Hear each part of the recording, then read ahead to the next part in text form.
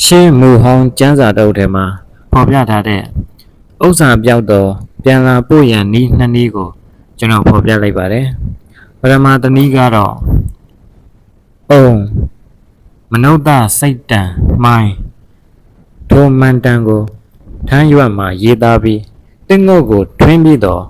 အတွင်းသို့ဇောက်ထိုးတွတ်တွင်းအတွင်းသို့တွင်း၍ကြသောအစအနများကိုလည်းပြန်၍ပိတ်မြဲပိတ်ပြီးဇီးသားခုနှစ်ချောင်းနဲ့မီးပုံတိုက်ပါလေမနေနိုင်၍ပြန်လာပေးရပါ၏